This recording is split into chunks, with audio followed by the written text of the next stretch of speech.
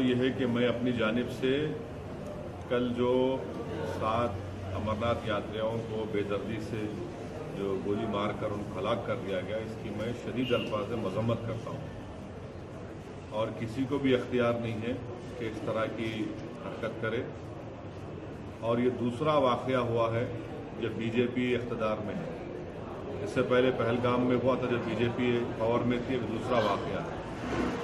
تو میں اس کی شدید مذمت کرتا ہوں۔ اور دوسری بات یہ ہے کہ لشکر طیبہ 2008 میں جس طرح کا بلاکیڈ ہوا، اس طرح کے حالات پیدا کرنے کی کوشش کر رہا ہے۔ تیسری بات یہ ہے کہ آج سے 1 سال پہلے صلاح الدین کا ایک انٹرویو چھپا تھا ٹیلی گراف میں، جس میں صلاح الدین نے یہ اس بات کا اشارہ دیا تھا کہ اس طرح کے حملے ہوں گے۔ تو آئی ایس آئی، لشکر، صلاح الدین مل کر 2000 اور 2008 کی طرح کے حالات کو کشمیر میں پیدا کرنے کی پوری کوشش کر رہے ہیں، اور ہم گورنمنٹ سے اس بات کا مطالبہ کرتے ہیں کہ حکومت کیا کر رہی ہے۔ وہاں پر بی جے پی اور پی ڈی پی کی سرکار ہے، اور بی جے پی جب پاور میں ہے تو پھر سے امرناتھ یاتریوں پر حملہ ہوتا ہے۔ تو اس لیے حکومت کی بہت بڑی ذمہ داری ہے کہ حکومت اس بات کا جواب دے کہ اس طرح کے واقعات کیوں ہو رہے ہیں۔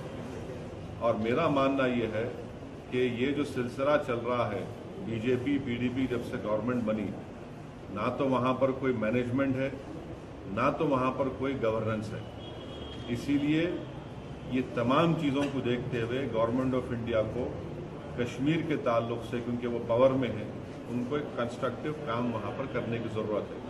اور آخر میں یہ کہوں گا کہ جو لوگ ان معصوم ہندوستانیوں کے ہلاکت کی سیاست کر رہے ہیں وہ نہ کریں، کیونکہ 2002 میں بھی ہم نے دیکھا کہ کیا ہوا۔ تو اس کو سامنے رکھتے ہوئے یقیناً پورا ہندوستان آج ایک ہے، ہم سب مل کر اس کی مذمت کر رہے ہیں، مگر اس کی ایک اخلاقی ذمہ داری گورنمنٹ پر آتی ہے، اور یہ گورنمنٹ کو بتانا چاہیے کہ وہ اب آئندہ کیا کرنے والے ہیں۔ تو سر اس لیے پالیٹکس کا اس پہ لکھا ہے 2000 میں ہوا ہے، ابھی ہوا ہے، تو سر کنٹینیو تو ہو رہا ہے۔ بالکل یہ دوسرا واقعہ ہے جو امرناتھ یاتری جس میں مارے گئے ہیں، جس میں ٹیررسٹ نے حملہ کیا ہے۔ اس وقت بھی بی جے پی پاور میں تھی، آج بھی بی جے پی پاور میں ہے، اسٹیٹ میں بھی بی جے پی کی سرکار ہے۔ تو اس لیے یہ سوال کرنا ضروری ہے کہ اب اور ان کے سیفٹی انتظامات کے لیے بی جے پی کیا کرنے والا ہے کہ کل ایک شرما نامی شخص کو مظفر نگر سے پکڑا گیا، اور یہ کہہ کر کہ اس کا تعلق لشکر طیبہ سے ہے۔